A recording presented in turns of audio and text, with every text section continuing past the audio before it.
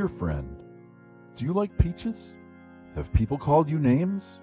Have you learned who you are yet? Do you wonder who you are at midnight? Well, you've come to the right place. Welcome to the First Unified Church of Karma. I'm your host, the Reverend Blind Doc Lemon Jellyroll Jefferson, and I too have obsessed about these questions and many more. We here at the First Unified Church of Karma know that it's true that all the things that we do will come back to us in our own sweet time. You are invited to stay for our podcast.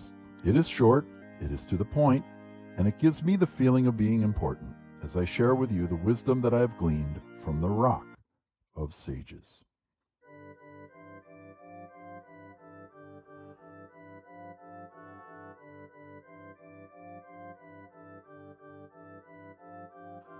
Our reading for today is from the Joker, chapter 1, starting at verse 1.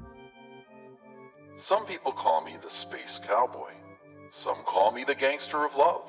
Some people call me Maurice because I speak of the pompatus of love.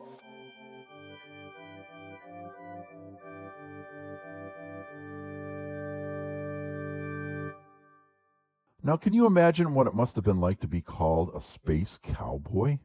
A gangster of love? Maurice? When your name was actually Steve? What would you do if that happened to you? Would you be upset? Would you stew and fret about it? Would you seek revenge? Would you feel the urge to respond in kind, making up names to call them back? Or would you ignore it?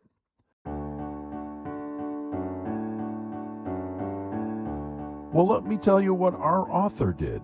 Instead of getting upset, he stayed calm. Rather than attack his critics, he embraced them. Rather than get down on himself, he changed the conversation.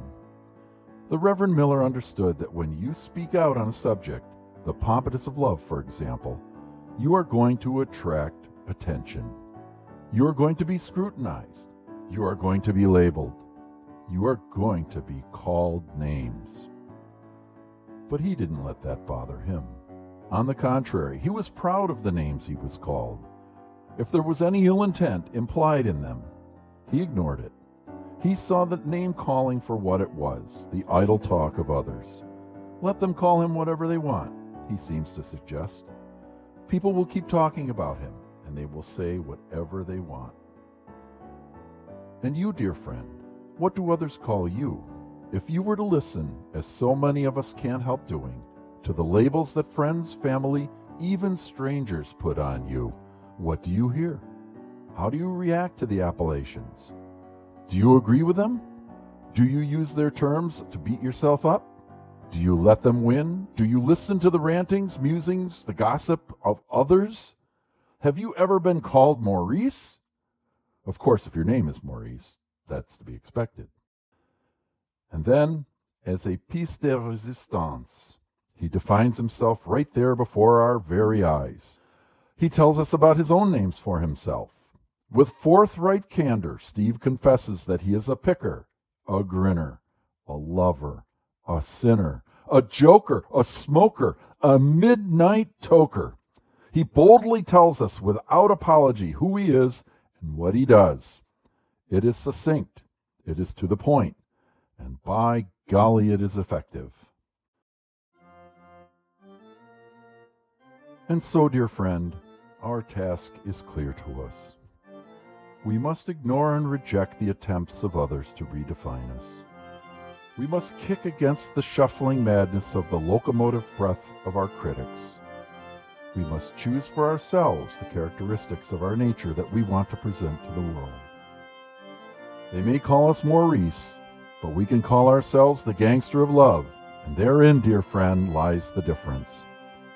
We could be purposeful. We must choose our peaches wisely and stand by our choice. That, dear friend, will keep us right here at home. And if you follow baseball, you know that it is at home where we score. We may learn from this example, experience the pompatus of love, and embrace both our sobriquets and our significant peaches. Let's do it. Can I get an amen? Let me pick a fresh amen for you today.